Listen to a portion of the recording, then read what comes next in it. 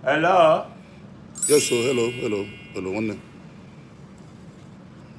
Good morning. Oya ka nkene. E mara iru a. Di iru bikwa familia. Mana kọwalụ m ka m ghọta. Oya ka nkene biko. E kwesịrị ịma iru a because nwoke na-apụta na TV. Nwoke bụ onye TV, ọ bụrụ na ọfụma. Ikwanụ m onye mma. Ka nne biko were ọnụ gị kọwalụ m ka m malụ ewe n'iwe nna m o. Chai, wow. Okay, nsogbu adọrọ.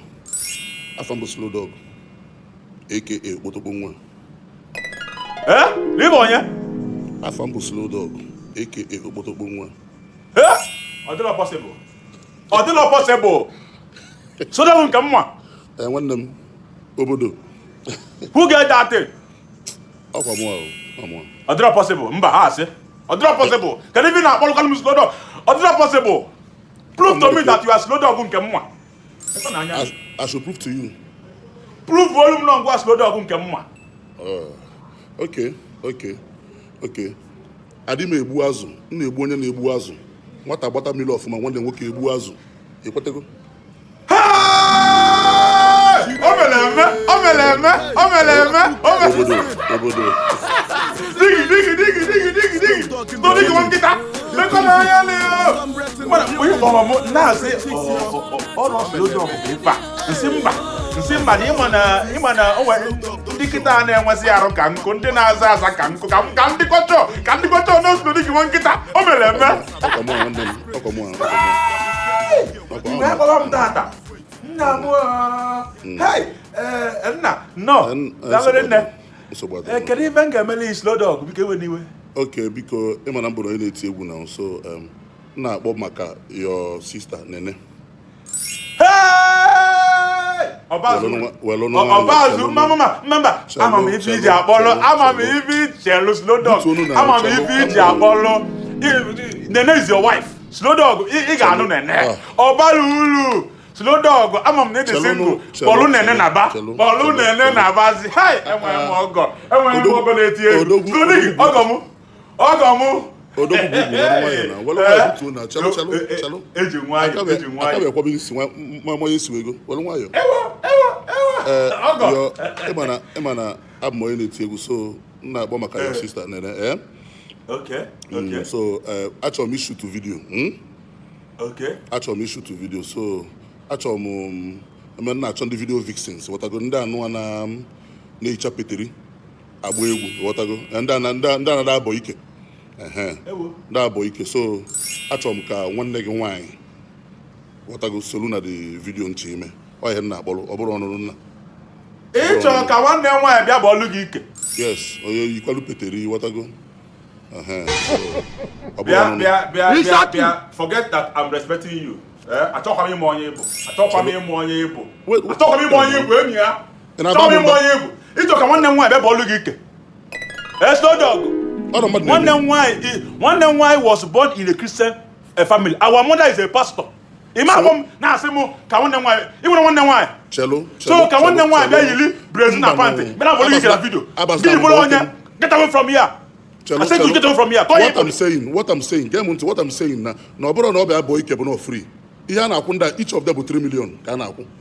N'ịbịa yiri peteri gbalụ m 3 million ka a ya akwụ ya. Ọ bụrụ 3 million ka a ya akwụ ya. Aka ịtọ ka a ya akwụ ya. Ya 3 million. Slow Dog ị ka akọwalụ m n'ụdị Igbo. Ọkwa agwa gị butuo na-acha ọkụ. Mụ na gị gbọọ mụ bụ nkịta mụ na gị gbọọ owe ya agbakalị m. Wọlụ nwayọ. Mgbe ewe n'iwe ị ka akọwalụ m oke ndị a na-eme Christian twerking. And again ọ ya twerk ele m ọfụma.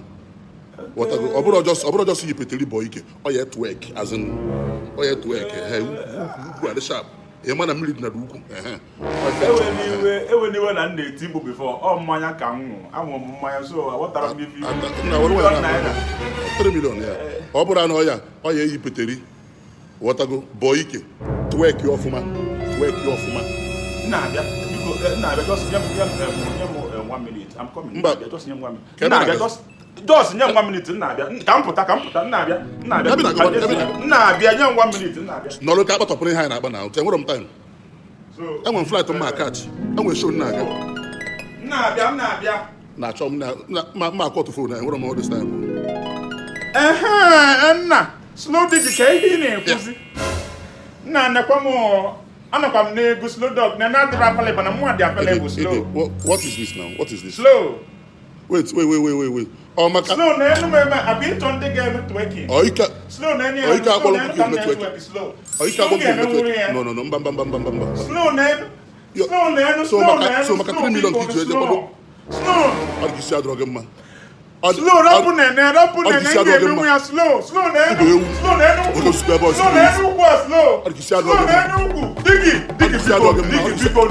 digi I will improve digi na enu ka nna eme ya digi na enu twerking digi na enu nwoke na-ebe ebe nwaanyị na-ebe ebe digi na enu nwaanyị na-ebe ebe digi adịkwa digi ma nene nwa achọkwụzi m onye ọbụla Lapu nene slow. Lapu nene no.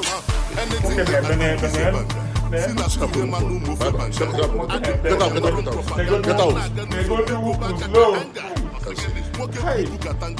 Listen, get out slow.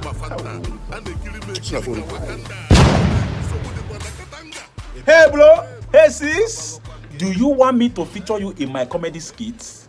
Do you want to come in as guest in my comedy programs? Guess what?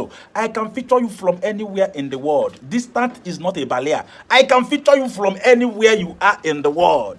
Let me get your face to the world. Let's get that gist to the world. Let's discuss that topic to the world. What I got? Remember, I'm still the best MC for your event. The best MC for your event. Remember, all your adverts, I got you. Let's get your product selling. Do you want adverts? Do you want shout out? Birthday shout out? Do you want weekend shout outs? I'm here for you, just shaking the money. We'll do it for you. What I got? All my comedy skits, you can watch it on Yambaba Comedy on YouTube. Don't forget to subscribe after watching. And put on your bell so that you'll be getting notification whenever I post. Those people love and appreciate you. I can feature you from anywhere in the world. Don't forget that.